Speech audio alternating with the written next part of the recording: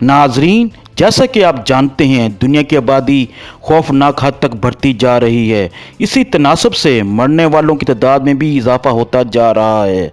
अब शहरी इलाकों में कब्र का सुन इंतहाई मुश्किल हो चुका है।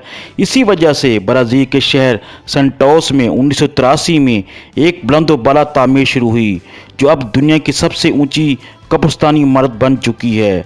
इस इमारत का अंदराज Guinness book of world record में भी हो चुका है। इस इमारत का नाम मेमोरियल नेक्रोपोल है। इस इमारत को किराए का कब्रिस्तान भी कहा जाता है। ये पहाड़ के दामन में 32 मंजिला खूबसूरत इमारत है। इसकी ऊंचाई 108 मीटर बुलंद है।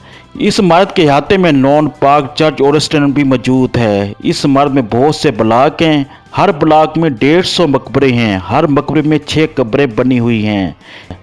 इस इमारत में एक वक्त में 25,000 मैयतों की गुंजाइश है। 3 साल तक मैयत किराए पर रखी जाती है। इसके बाद मैयत के बाकियात वर्सा के हवाले कर दिए जाते हैं।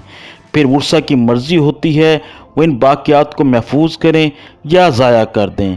कब्रों को ठंडा रखने के लिए भी इंतजाम किए गए हैं। कुछ लोग कब्रें मुस्तकिल खरीद लेते हैं, जिसकी कीमत 50 लाख पाकिस्तानी रुपए बनती है, जबकि दर्जाबंदी के एतबार से मैयत का किराया 5 लाख से 20 लाख वसूल किया जाता है। जो कब्र जितनी ऊंचाई में होगी उसका किराया उस कदर ज़्यादा होगा। कुछ अमीर लोग अपनी ज़िंदगी में ही कब्र की बुकिंग करवा लेते हैं, लेकिन यहाँ गरीब लोग कब्र लेने की सकत नहीं रखते। इस कारोबार से दीगर कारोबार की निस्बत बहुत ज़्यादा आमदनी हो रही है।